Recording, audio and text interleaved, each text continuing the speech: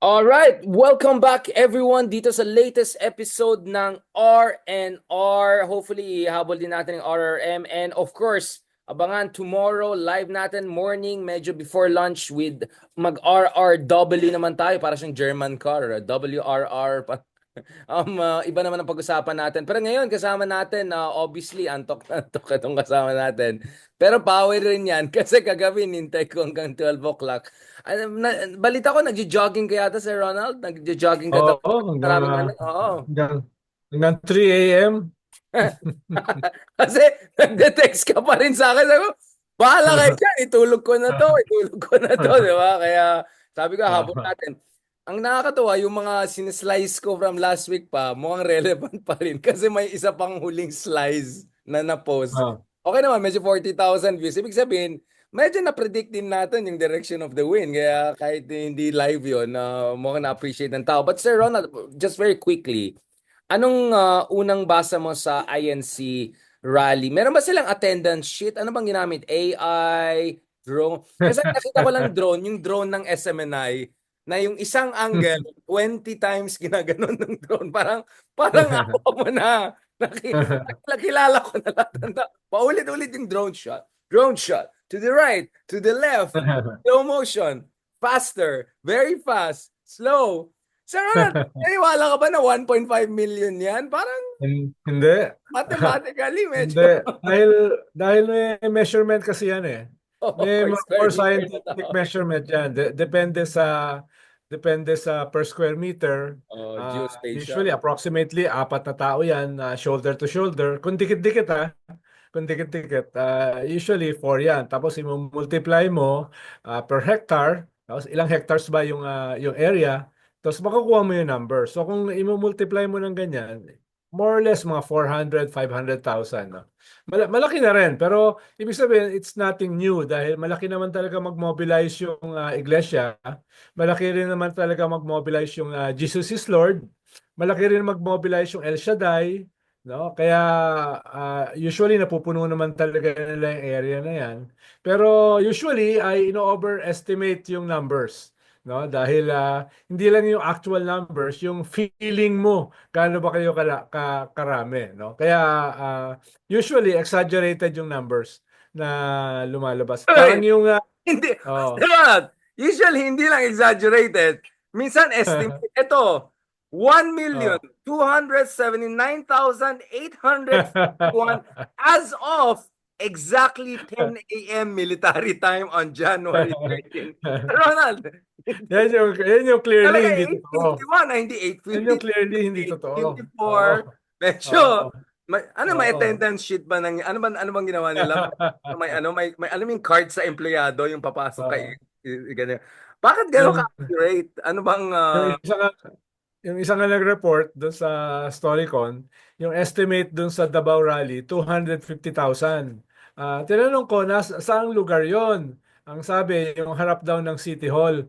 Sabi ko hindi lalampas ng 20,000 yung kung ano yun, overflowing na 'yon eh. Kung lang yun, pang 10,000 lang eh. Paano nyo nakuha yung 250,000? baka Sabi may daw ng pulis. underground. Baka may, Sabi daw ng pulis. baka may Sabi ko, substation. I've been there a lot of times. Hindi kakasya ron ng 30,000. 20,000 mahirap na magkasya. Paano naging 250,000? So yung mga ganyan kasi mga rally, kanyan mas nasa level ng propaganda rather than nasa level ng actual situation, no, on the ground, no. Wait, are Kaya you accusing MMDA of exaggerating? Like, di ba ang nag... yes, yes. Oo. Oo. I'll tell you what, I only disagree with you on one point. Di ba yung Oo. rally, yung totoong parang halos million strong ng Pink Rally, yun yung in-underestimate ng PNP noon. Di ba para sabi nila 200,000 lang. Saka, parang Oo. Oo. 200,000 buong puliward na puno ng tao. Yun yung Yung first time Ayala, ako baliktad, yung yung dinagdag bawas, bawas. yes, yes. So, depende kung sino nagsasabi, no? Or kung sino yung nabayaran para magsabi, no? Pero malalaki naman talaga yung mga rally ng JIL, El Shaddai, Iglesia, no? Pero halos ganyan din yung kalaki yung yung launching ng presidency ni Brother Eddie Villanueva ng JIL. Pero yung dumalo, parang much bigger doon sa bumoto sa kanya, no? So, yun yung kaibahan, no? Ano, okay, hindi ako familiar, Sir Ron. You're the religious one. Ano bang proseso to get people there? Is it instruction? Is it facilitation? And how do these groups? Well, yung mga religious group na ganyan, required yan eh. At saka dapat isama yung mga pamilya. Ang kaibahan sa iglesia ay isinasama nila yung mga politiko na may influence sila or pwede nilang i-pressure para magdala. Halimbawa, kakausapin yung mayor ng Caloocan, magdala ka ng ganito, magdala ka ng 5,000 tao, kakausapin yung Bota, oh. may mga ganon dahil alam mo naman, maraming mga local politicians ang medyo hindi naman dependent pero merong relasyon sa Iglesia ni Cristo on the local level. Especially yung mga lugar na malalaki yung population ng iglesia. Halimbawa, Nueva Ecija. Yan, malaki yung population ng iglesia dyan. Halimbawa, yung mga ganun bang mga lugar, pwede nilang kausapin yung mga mayors, governors, or congressmen para sumamang mag-deliver sa kanila. Kaya multiply yung kanilang dami. No? May whole of nation approach, kumbaga. Going Medyo, back to this, medyo. going back to this, Sir Ronald, I think was it Justice Scarpio na ano ba talaga yung ano ibig sabihin ng peace rally? Kasi initially it came off as parang initially we're just supporting Duterte. We're supporting Marcos, not supporting Duterte's impeachment. And na parang nag-evolve yung messaging ng ilang beses. Ano ba, ano yung last version? Yung, kasi nag-evolve yung Well, narrative eh. well, exactly. Dahil more than 2 months ago, sinabi nila magkakaroon sila ng malaking rally in support of Vice President Sara Duterte against impeachment. Tapos more than a month ago, ay binago nila yan in support dun sa statement ng presidente na hindi siya supportive sa impeachment. No? Tapos this month, ang spin na ay unity at saka peace. No? Unity at saka peace na non-political at non-partisan.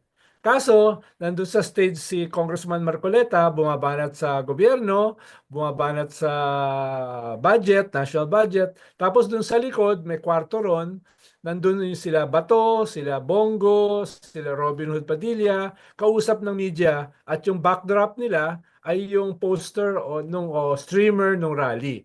So it wasn't totally non-partisan or non-political. At hindi naman lost sa tao na ito is basically support kay Sara. Kaya nga yesterday, nagsalita si Duterte, nagpapasalamat sa Iglesia ni Cristo. So all these are basically pinapatunayan lang na hindi naman talaga siya non-political at non-partisan. No? Very political at very Totoo partisan. ba tong ano, si Bato nandun sa rally? Kaso iniba kasi nila yung parang peace rally kahapon, ICC naman bukas. Parang iniba ng tao eh. Ginawa nilang video, di ba? Is that Pwede kasing wala yan. Pwedeng pinotoshop na yan eh. No, ibig Photoshop sabihin, talaga yan. Pero ang gusto ko pinotoshop na malaman, talaga. totoo na ito si Bato talaga sa rally. Of course, Yes, Photoshop. yes. Of course. Naglilibot siya ron eh. Nandun din si Francis Ito Photoshop talaga Tolentino. pang troll sa kanya. Parang, Oo, today, oo, rally tayo, oo. Facebook sa ICC na yan, di ba? Kaya, Oo. kaya nag-trending to eh. Yes. Nandun talaga siya. Naglilibot Yeah. siya ron eh. Hmm. So obviously, it's not even subtle, right? And the fact na SMNI, grabe yung coverage ng SMNI, the 20 drone shot per second, parang sabi ko, is it also because, Sir Ronald, nahirapan yung mga Team Kiboloy and mga DDS, yung Mausig Sigrarli, mga ganun, ang liit ng mga nag-attend eh. So is it Yes, yes. Kaya nga desperate tiniklop moment? na nila eh. Kaya finold up na nila yung Maisug eh. Kaya nga mismo yung KOJC hindi na nagpaparally. Dahil medyo napapahiya sila, tsaka nag-uubos sila ng huge resources, tapos without the expected impact, political as well as other objectives. So, tinigil na nila. Mm. I mean, obviously, a lot of people also responded, especially people from different denominations.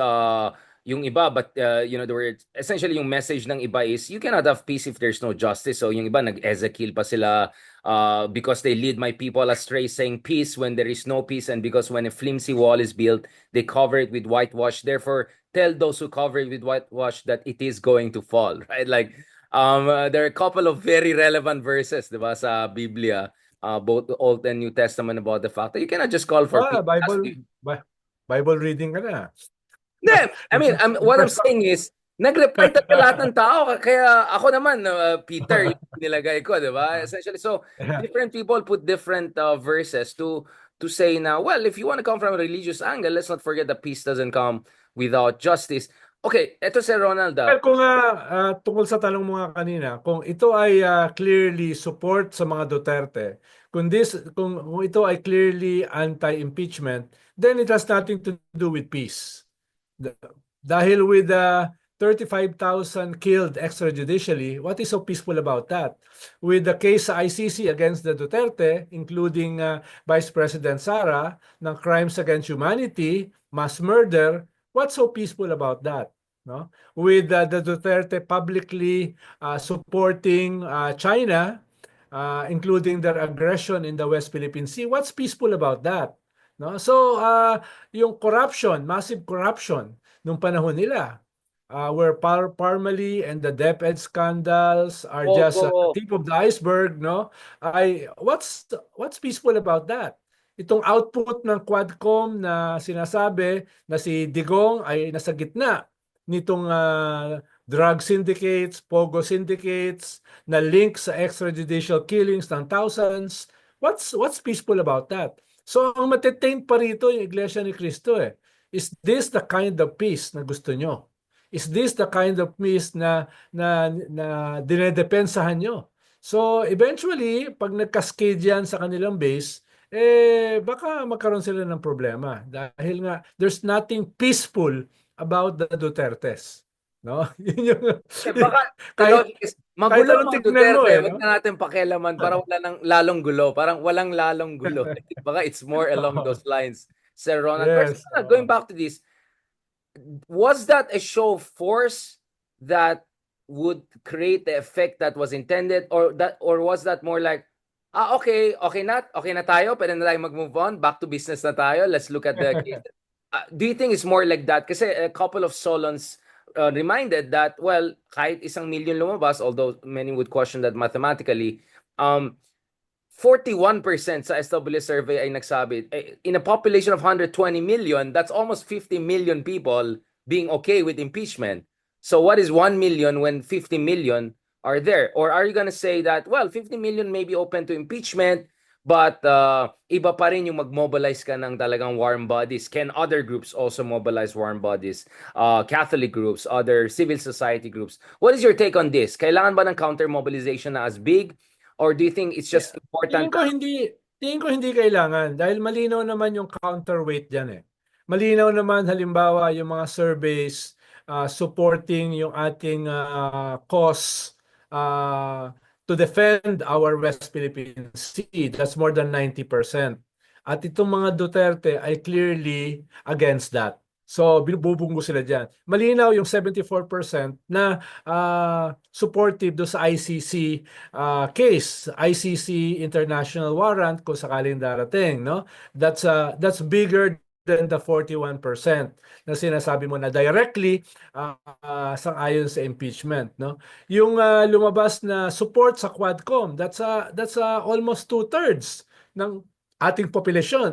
Only 11% no? are against the Quadcom. So, kailangan bilangin natin, hindi lang itong 41-35. Bilangin natin yung other surveys pa, no? Na sinusuportahan yung paglaban dun sa mga ginawa ng mga Duterte. Diba? At itong mga patuloy na mga surveys, approval rating, na from a high of 90%, si Sara ngayon ay for the first time below 50%. No?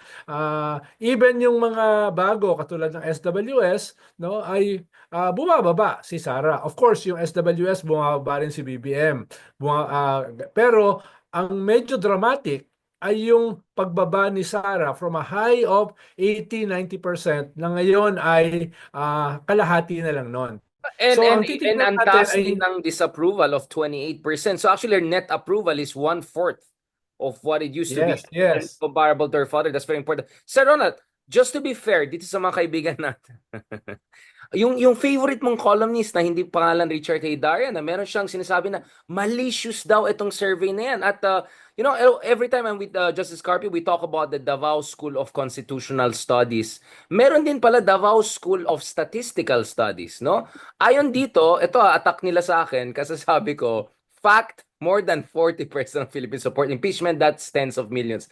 Ang sinabi, ang pangalan nito, The Free Thinker, sabi niya, tanga, anong tens of millions? 2,000 lang naman yung respondents. Ganun, ganun. Para sabi ko, I think yung mga kaibigan natin dyan, hindi na naintindihan, hindi pa census ang... At Tapos, saka may dagdag pa diyan. Hindi naman daw siya na survey eh. Hindi naman daw naman, siya na survey. Oh. medyo bawal yata ang basic stats sa mga kaibigan natin. Ah, Alam mo ba ito? Ito mukhang Pepito, hindi ko maintindihan.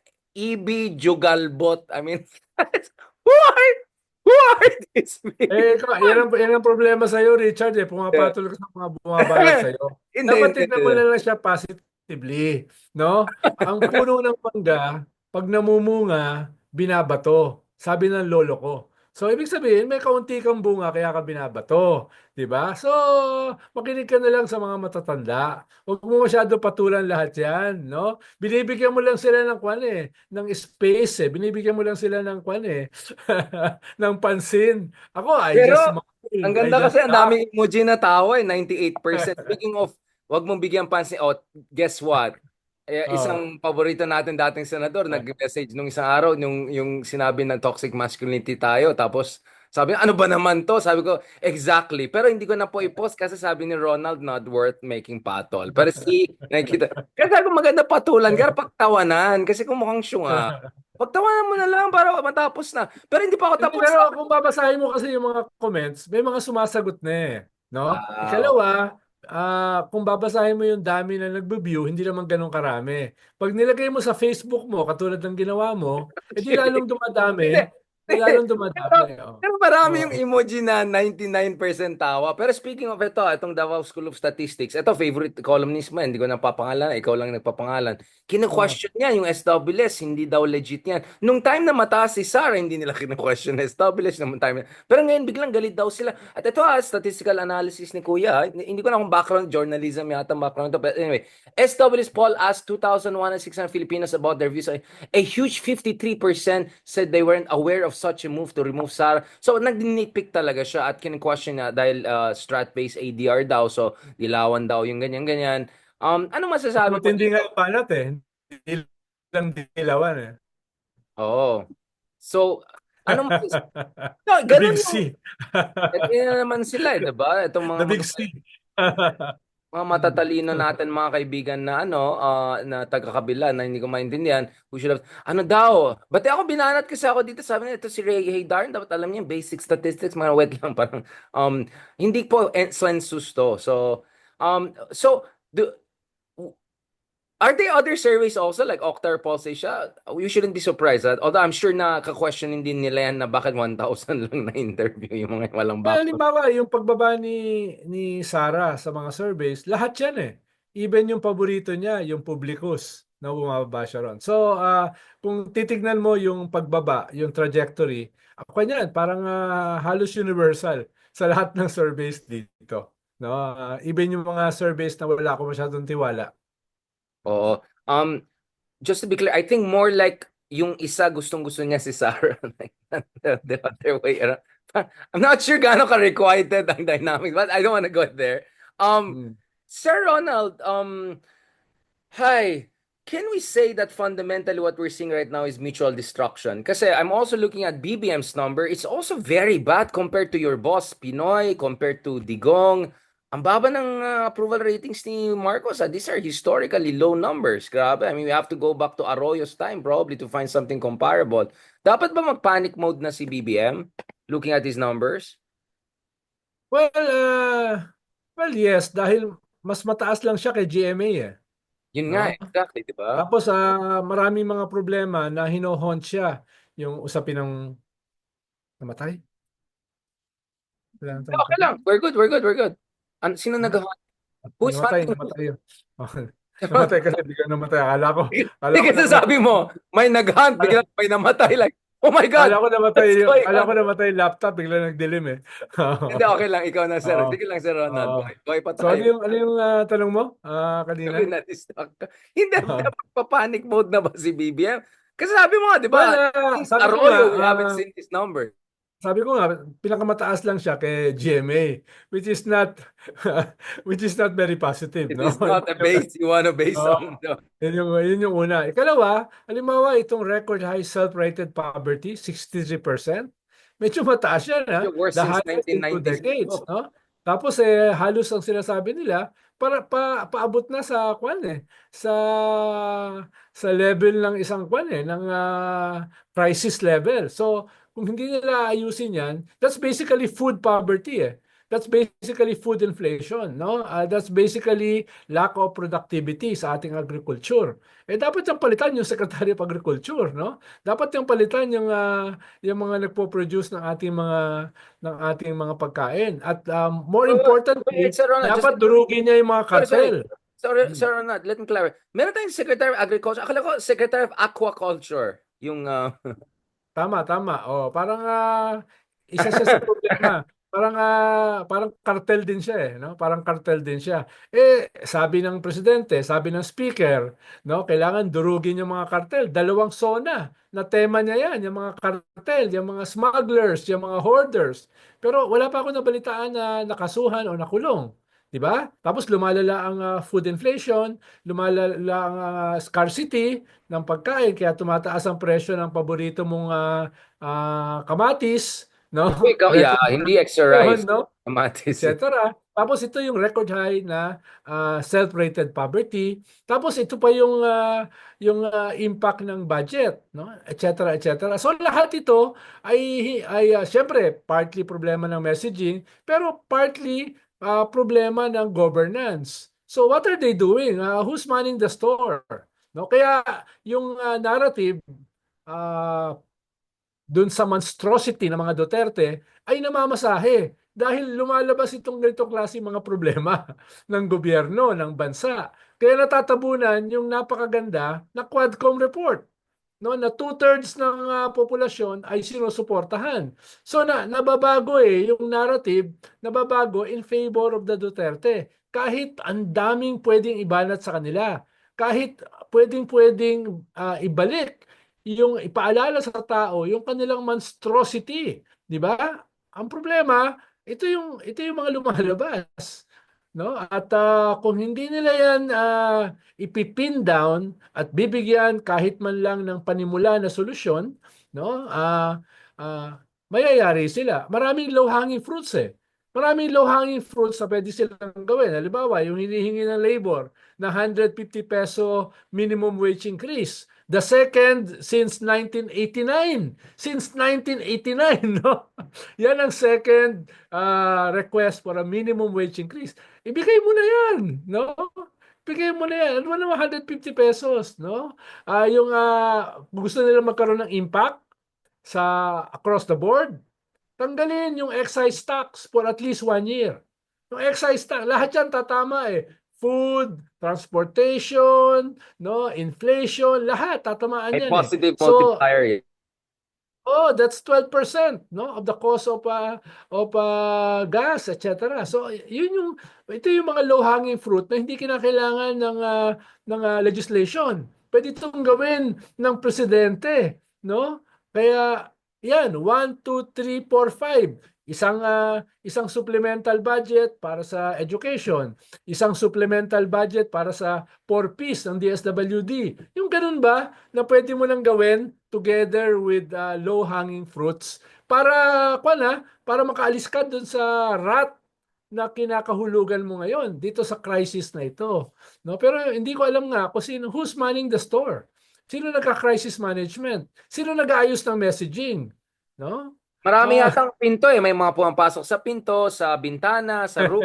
Um, speaking of so, monstrosity si- and low-hanging fruits and all of that, what oh, is your read of the Zaldico and the reshuffling, seeming reshuffling happening within the legislature? Of course, there was a big question sa Bicol kanina at kahapon when I was there. Siyempre, because ako Bicol ito, may implikasyon ito sa local races. Grabe rin pala yung politika sa Bicol, no? Grabe. I mean, my goodness. Puro Eh, pa-disqualify kung ano ah, nangyari. Yung isang mayor natanggal dahil murder case daw. Ganun. But yung isang narrative na lumalabas is may hindi natutuwa daw sa Malacanang, whereas First Lady's BBM, kasi parang curb your enthusiasm. Of course, there's a more accurate way of it. But I'll just say, medyo nag-curb your enthusiasm problem dun sa mga budget allocation ahead of elections. yeah. Ano bang basa mo dyan? For my vantage point, medyo napag-usapan na rin natin to dati. This is partly due dun sa intramurals within the government. No, may mga important high-ranking officials na nag-aaway-away sa loob, no? At itong mga nangyayari sa bansa ay nakaka-feed dun sa away na 'yon. Sasabihin ng isa, "Oy, ito ay bagahe sa iyo." No, ito ay bagahe sa iyo. Ito ay very unpopular. Ito yung sinisisi sa lahat ng problema, no? Etc. I-unload mo muna, no? Kaya tingin ko isa 'yon sa naging output na tanggalin si Saldico. Whether siya A ay isang proxy war. sacrificial You're lamb, saying it's a whether proxy siya war. ay Proxy yeah, war. whether siya ay resulta nitong bangayan na ito or whether siya ay dahil dito sa problema sa budget, sa economy, etc. So it can be all of the above. Pero ang sigurado ko, hindi ito nagtatapos kay Saldico. No? This will be a continuing dynamics within. Lalo na kung merong leadership vacuum. Lalo na kung may political vacuum. All of this they will get at each other's throats. Usually, dapat dyan, inip mo in the bud. No? With your strong leadership. Or kung ayaw mo ng strong leadership, with your charm. No? With your charm. No? Pero kung hindi mo magawa ng charm or leadership, kanya, mag-unravel yan. Ha? At eventually, tatamaan Ah. ka. No? Well, mukhang wala tayong fox, wala tayong lion. Marami daw mga crocky, alligator, yan ang problem. Tsaka yung executive secretary mo is not really political. Not a crisis manager, no? So, Not a communicator too, you know. hindi rin siya magaling na communicator. So, mas ang role niya, mas legal. But that's just one aspect of an executive secretary. Ikaw yung linchpin eh. Ikaw yung first and last line of defense of the Nandiyan naman si president. Enrile, di ba? I mean, if Oh, you ikaw want yung luminaries. parang mahirap maging bombero si Enrile, no? Tika patay ng apoy kung ikaw ay gigising na hapon na. No, dahil ikaw Wait, na Sir hindi mo Ronald, naman masisisi aminin kung mo, ikaw ikaw ay rin 100 years old na. ikaw rin Oo. hapon gumigising kaya sana mamaya kaya wag tayo matagal ngayon kasi kailangan natin gumising na maaga. Oo, Kasi, oo, oh, nanantok na ako eh. sorry na Sir Ronald.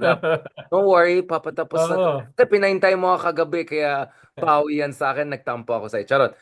No, seriously, Sabi ko naman sa iyo eh. joke lang. Oo. Kasi every 2 hours may Oo. update ka. Pa-depress at pa-depress yung mga updates mo sa akin. Para sabi ko, masirang tulog ko dito. Ayoko na makinig kay Sir Ronald. Now, going back to this, so what's gonna happen to the impeachment then? What are the scenarios we're looking at? Which one is the most probable? Is there a plan B? Is there a Well, yung dating scenario, di ba? Ah, to go or not to go. Mukhang yung not to go ay out of the question na, no? Yung hindi Okay, then that's tutuloy. good. Mas That's yung good. mas yung to go hati sa dalawa. Will it happen after election or will it Tiny. happen before election, no? Yung will it happen after election, whether yan ay aakyat or magpapatuloy ba yung impeachment even after the election or talagang pipiliting matapos before the election. So ganun yung mga debate, ganun yung mga permutations, ganun yung mga Hindi nuancing. pwede Pero isabay. mukhang Like you get the oh, ball rolling and push it to the Senate during elections and then get the voting somewhere in between, transition to the next pwede, Congress. pwede, no? Di ba? Pwede. Well, yung best case para sa mga proponents ng impeachment, ma-fast track yung impeachment sa House, umakyat sa Senate, at kahit kumakampanya yung ibang senador, ay dumadalo sila dun sa mga may importanteng hearings or trials, tapos tapusin siya bago matapos yung term nung kalahati, no, na mga senador. So ganun yung isang possibility. Yung isang possibility ay ma-impeach si Vice President Sara during sa term ng 19th Congress. Yung present Right. Congress. Right. Before Iakyat, mag-transition. Oo. yes, iakyat sa Senate, no? Pero kahit hindi matapos sa Senate, magpatuloy yung trial kahit kalahati ng Senado ay mga bagong senador na. Ang sinasabi So nila pwede ay yan technically na iba na yung composition pero hindi yes, start dahil from scratch. yes, dahil ang sinasabi nila dahil yung Senate as a trial court dun sa may impeach is no longer just a legislative institution. Right. Sa legislative institution kasi pag yung bill na final mo halimbawa sa term ngayon, pag hindi yan natapos pagdating ng eleksyon o June 30, wala na yan. Kailangan mag-refile ka ng Yun bill. nga, Yun yung magre-reset siya. legislative process. Magre-reset siya. Pero what you're saying, when Yes. municipal, hindi siya Pero kung magre-reset. pero Cumulative. yung Senate as a trial court, nagbabago yung kanyang katangian. It is transformed into a quasi-judicial court. At sa korte, hindi kinakailangang kahit magpalit yung judge ay yung kaso ay mawawala na. Ibig sabihin, pag nag-file ka ng kaso sa korte, kahit palitan yung halimbawa, Sandigan Bayan, tatlo ang judge. Kahit mawala yung isang judge, magpapatuloy yung kaso. Kahit palitan yung isang judge, magpapatuloy yung kaso. Hindi magbabago, Hindi no? Dahil magre-reset. isa Oh, siyang isa siyang korte. Parang ang sinasabi ng iba, malinaw yan sa konstitusyon. Walang ganyang klaseng nuancing sa konstitusyon. As an impeachment court or as a trial. trial court, ay magpapatuloy yung kaso kahit nagbago yung kalahati. So, pero siyempre, kaya questionin niya sa Supreme Court nung Yun nga, mga yung anti-impeachment, etc., procedural. etc. Pero parang ang sinasabi ng iba ay iba yung Senate as a legislature, iba yung Senate as a trial court. As a trial court, kahit nagbago yung ibang mga judges, no, ay magpapatuloy pa rin yung kaso na na-file, no? So yan yung mga permutations, no? Pero hindi naman tayo abogado kaya nagpapanggap Oh, lang but tayo na may speaking of, alam. no, but in fairness to Senator Trillanes' point is, it is within the power of the Senate to also agree upon the procedures. Now, bakit ito importante? Yung iba na tumatakbo sa ilalim ng admin pero takot pa rin bumoto laban sa mga Dutertes, at least the one concessions they could give is to agree to certain procedures that could enable the right voting. You get what I'm saying? Like, sige, person X, alam ko takot ka pa rin bumoto laban sa mga Duterte, kahit nasa admin ka. So as a compromise, in the meantime, at least agree ka to a procedure for the trial that at least creates the conditions for the final positive vote to come in, right? I mean, ang daming pwede mo i-slice yan di ba? Tama. Pwede tayo Oh, mag-slice tama. So that's what I'm Oh, thinking. So tama. tama actually yung sinasabi ni Senator Trillanes na it is within the power of the Senate to create the procedures that could create the best possible outcome also at some point, di ba? Yes. Doon May siguro pwede magmasahe. Oo. isa rin possible na game changer. Paano pag sabi ni SecGen ng House, hindi na niya hihintayin yung fourth impeachment complaint. No? Kung hindi siya darating this week, next week, i-refer na niya yung tatlo na impeachment complaint sa Speaker at sa Justice Committee. Ngayon, pag na-refer mo na yan, then pwede nang sabihin ng Kongreso, lifted na yung bank secrecy laws at pwede na pag na-lift na yan, pwede nang buksan yung mga bank account Big issue. ni Sarah at yung mga relatives niya na link sa kanya para tignan kung meron ba talagang pumasok na mga questionable na mga accounts, no, na galing dun sa sinasabi ni Senator Trillanes na drug lords, pogo lords, no, etc. At yan ay pwedeng makapressure sa Senado na to act accordingly. Dahil magmumukha silang defender ng mga isang na-impeach na may connection sa drugs, may connection sa illegal gambling, no? Hindi lamang sa EJK, etc. etc. So, pwedeng maging game changer yan pag nabuksan. At dahil pag nakita ng tao na totoo pala na may mga drug lords na nagpasok ng pera dito at ang laki pala ng laman ng kanilang kwan, then that pwedeng lumaki yung support for impeachment sa mga mamamayan. At dahil kung lalaki yung support na yan, syempre papakinggan yan ng mga politiko, especially yung mga senators na tatakbo sa next election. By the way, sir, I don't know if you got to mention it. Actually, may bagong survey na rin ang Okta. At pinapakita dito na President Marcos Jr. maintains majority public trust and approval. So mas mataas siya dito sa Okta survey kaysa dun sa Bumaba ng 10% ang Yeah. Vice President. But the VP rating continues to decline in fourth quarter of 2024. So actually, we have another survey showing na humihina si Sara Duterte. Kasi may mga henyo dito na kadidiyas. Sinasabi na, ang ka na naman kayo ni Sir Ronald. Sabi niyo, humina si Sara. O bakit ngayon nagpapanik daw kayo? Hindi yata napakinggan yung part na yun nga yung problema eh. Humina na nga mga Dutertes. Hindi pa rin tinetake advantage nung kabila. So actually, and this is what I appreciated with our conversation with Cello.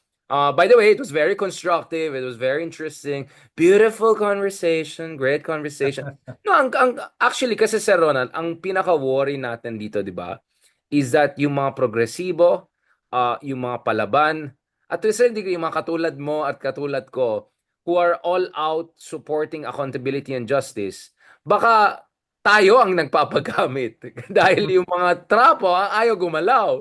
So maasa sila sa mga independent pundits, yung mga maingay na katulad natin, sa mga palaban ng progresibong mga legislators. Hindi kaya, Sir Ronald, Hindi politically correct. na hindi politically correct, pero may politically correct version din. Pero hindi kaya yun ang baka risk na dahil the good guys are doing their job, the not so good guys are just slacking off? I mean, what is your read of that?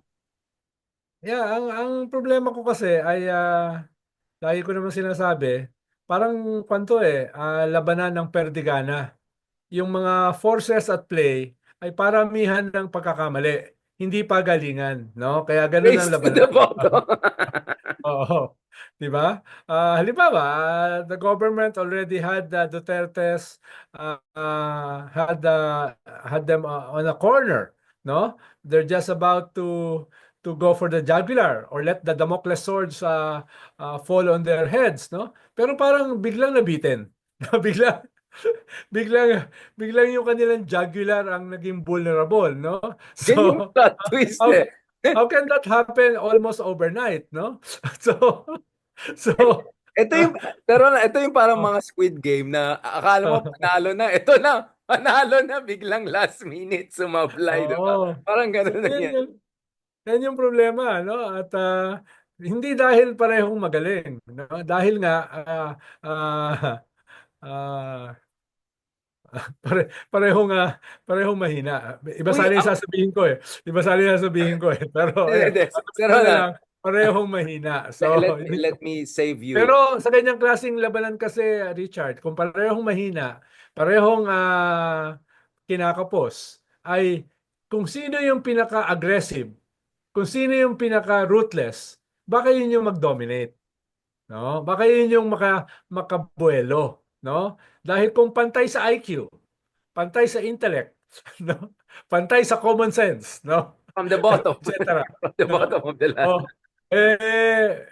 usually, ang lalamang dyan, kung sino yung, parang sa boxing, di ba? Yung aggressiveness nakakatulong sa scoring. Di ba? Kahit hindi masyadong tumatama, pero aggressive ka, no?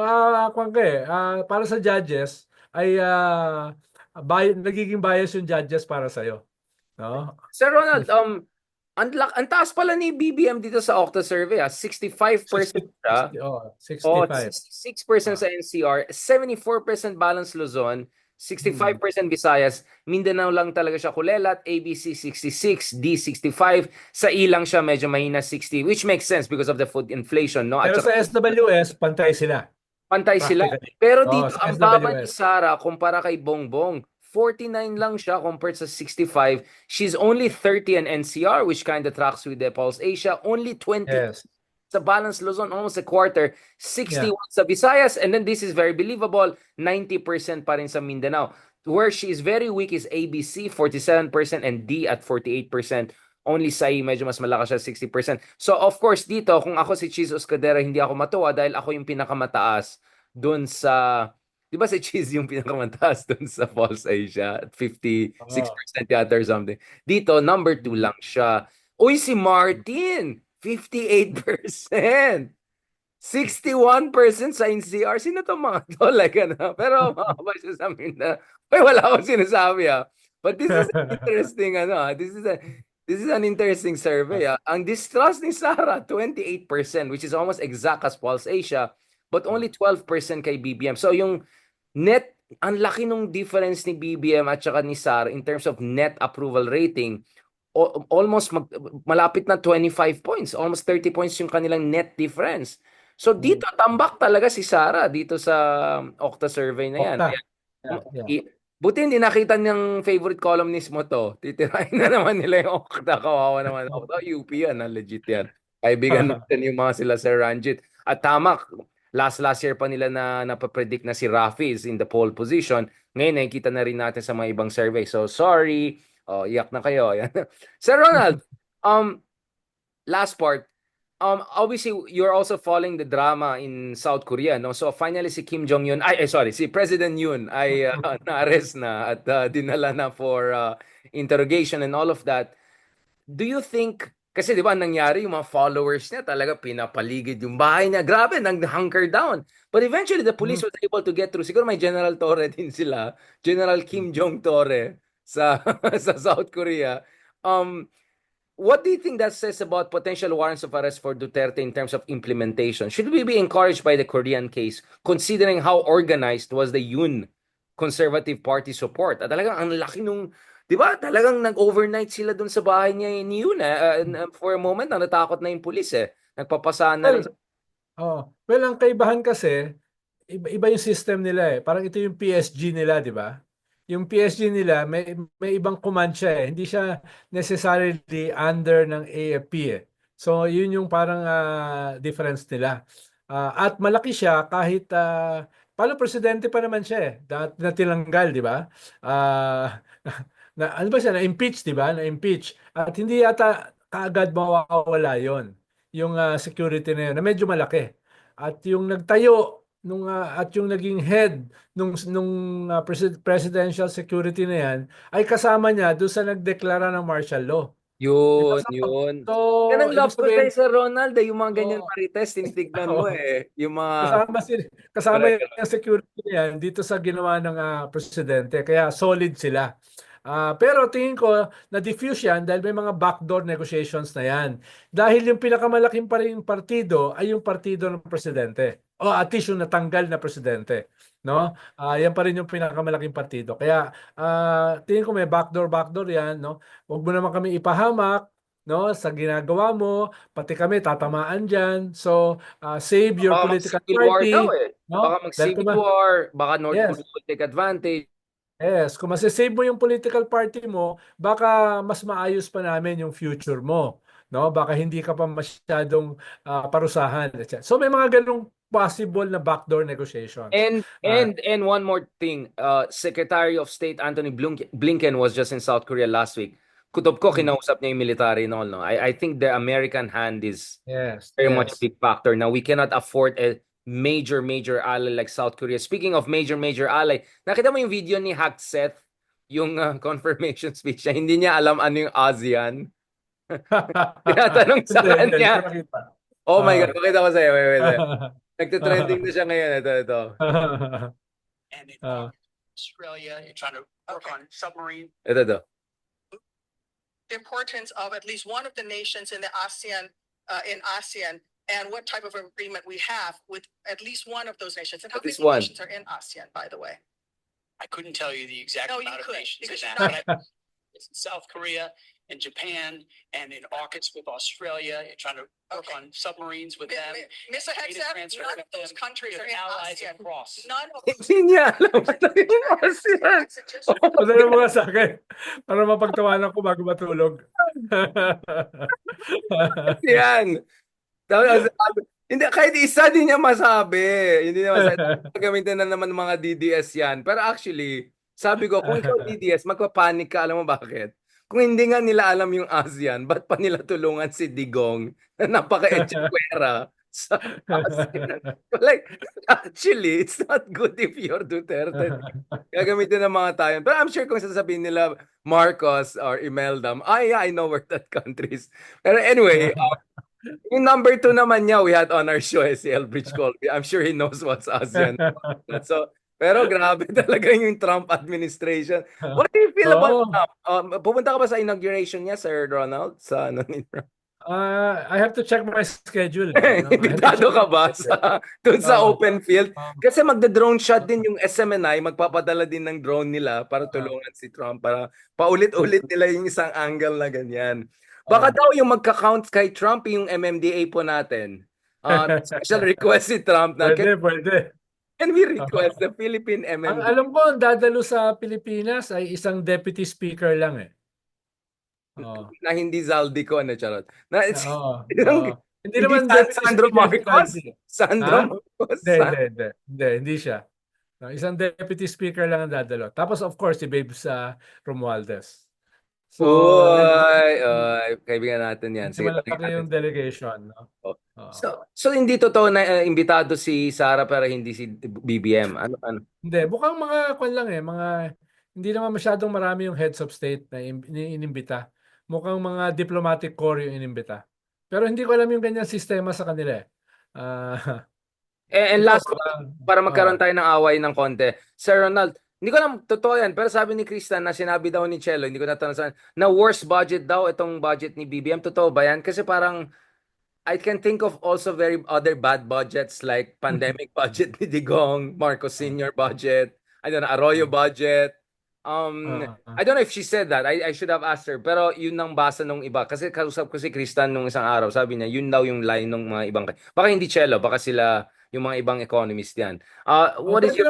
pwede namang kanyan eh, hyperbole. Dahil sa impunity nung unconstitutionality ng pagtaas ng DPWH. Ayan na naman tayo. So sasabihin naman nila EJK yan ng fiscal EJK. Tapos Kasi yung yung, line na dati ng School of Econ dun sa ano, 'di ba, yung tax increase ni Dugong, may nagsabi na parang ito yung financial EJK.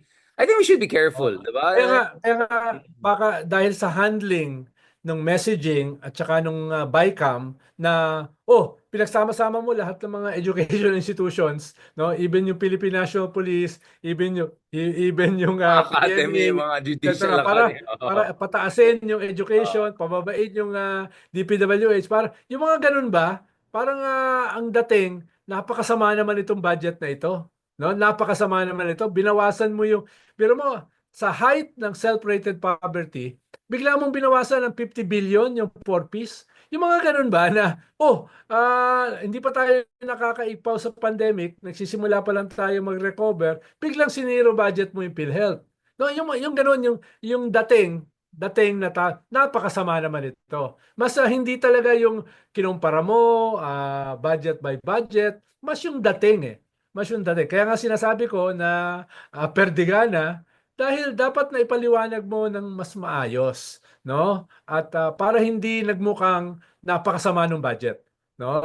Mismo kasi si No, it's BBM, not good. It's not good at all. Yeah. I'm not mismo kasi si happy. BBM, ang sabi niya, di ba?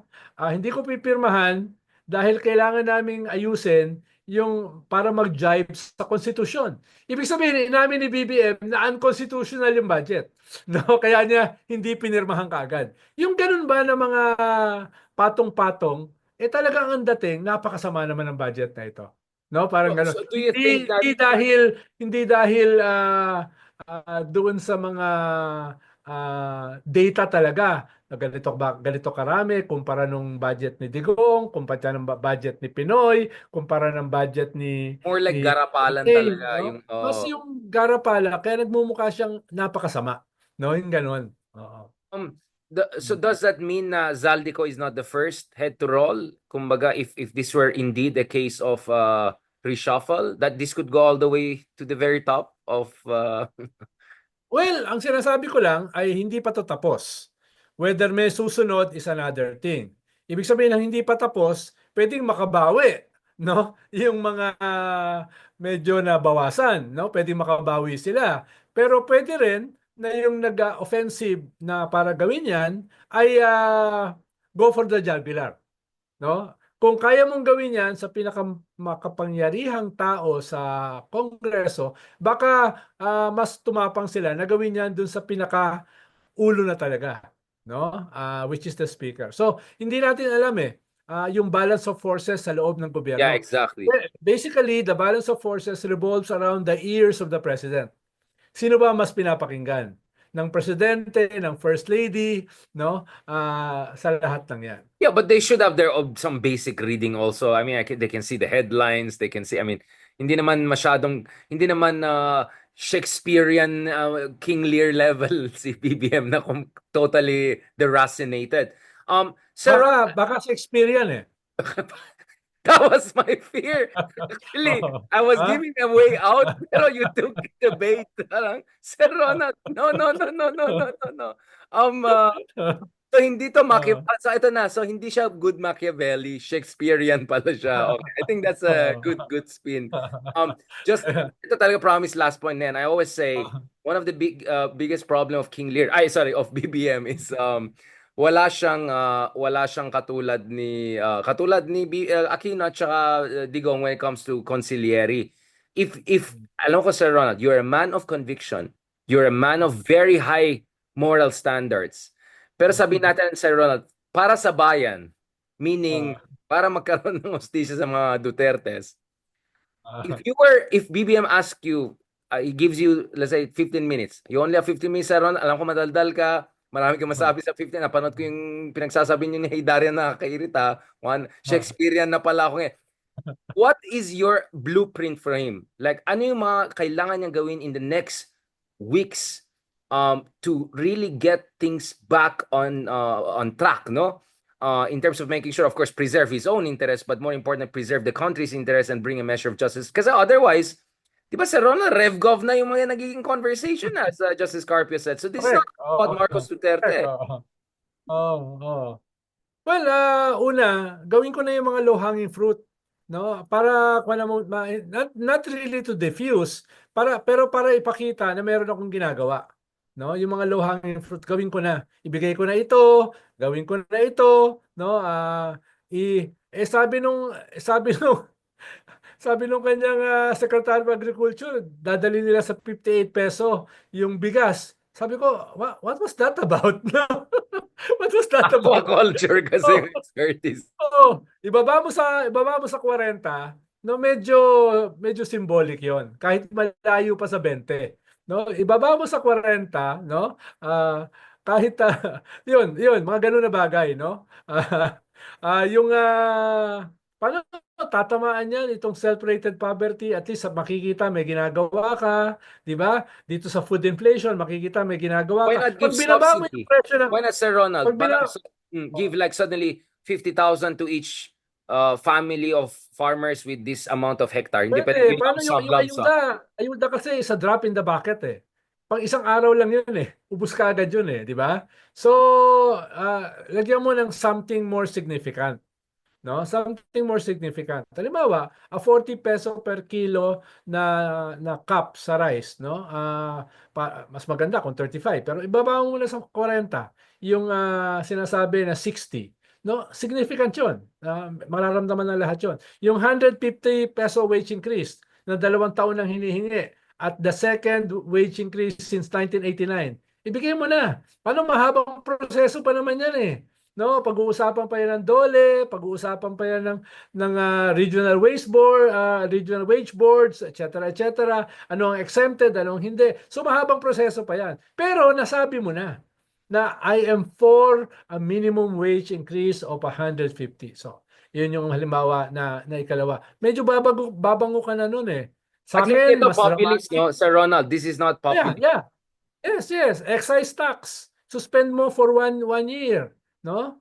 Ang paano nun, ang dami ng epekto nun sa mga consumers dahil tatamaan lahat yun eh, no? Makakatama sa lahat. Yung 1, 2, 3, 4, 5 ng mga low-hanging fruits. Ngayon, yung elephant in the room, yung budget. Gawin mo na kaagad yung supplemental, no? So yung supplemental budget para sa education, supplemental budget para sa DSWD, no? Gawin mo na kaagad, immediately, kahapon, no? Gawin mo na 'yan, no? That will take time, pero maganda rin siyang semiotics. Maganda siyang symbol na you mean business. Na gusto mong ayusin yung budget, etc., etc., no? Yung sinasabi mo ng dalawang SONA, na aayusin mo yung agriculture, wawasakin mo yung mga kartel, ipapakulong mo yung mga hoarders, smugglers, etc. Magpakita kang gilas ka naman. Magpakitang gilas ka naman na diyan, 'di ba? So, pero yung pinakamahalaga, political leadership. No, political leadership. 'Yun ang gawin mo. Ano bang gagawin mo talaga sa mga Duterte? Napakaraming hearings na in-expose yung kanilang katiwalian, in-expose yung kanilang monstrosity. Tapos, anong sasabihin mo? Never say never? Anong sasabihin mo na I am not for this? No? It is a tempest in a teacup? No? Come on, no? We You were know? we were saying this noon, tapos sabi na, you're not smart enough to understand levels of strategy ni talaga Shakespearean talaga tong Oh, so situation mag-on ka natin. na, Ah, magpakita. Akala ko nung nagalit ka kay Sarah nung tinetrete ka ng assassination, akala ko tuloy-tuloy na eh. 'Di ba? Yung pala another flash in the pan na naman 'yan, no? After nun, never say never na yung sumunod. 'Di ba? Pagkatapos sabihin ni Sarah na hindi ako nagpapatawad, hindi ako nakakalimot hanggang sa libingan. Tapos sasabihin mo, never say never. Anong tingin sa'yo ng mga tao? Oh, yung maganda yung sinasabi mo Sir Ronald, ganyan. Tsaka kahit sa oh, libingan, tanggalin ko yung oh, ano ng tatay mo, itapon ko sa West oh. Philippines. Grabe talaga. Diba? Magpakita ka naman ng kwan, no? Cojones. Ay, hindi. Okay na nga Sorry. sana. May ginawa ka doon sa National Security Council. Tinanggal mo yung Vice President, tinanggal mo Tatay. mga previous president diyan sa National Security Council. Tapos bigla mong dineclare na holiday, no? Na walang pasok yung rally ng Iglesia ni Cristo. So, ano, parang kino-contradict mo yung ginagawa ng kabilang kamay mo doon sa ginagawa ng kabilang kamay. So, get your act together. At Baka, Senyor, mahalaga dyan is leadership. Strong Senyor, leadership. Senyor Umberto Eco, speaking of semiotics, baka naman simulacrum ang baka nagpo-French philosophy pala tong hindi Shakespearean, simulacra. Oh. Yeah. Yun, mahalaga rin yun. No? Ayun Pero ang tayo. sinasabi kasi natin, hindi lang simpleng simulation eh. Hindi lang Oo. simpleng messaging. Ang sinasabi natin, substance eh.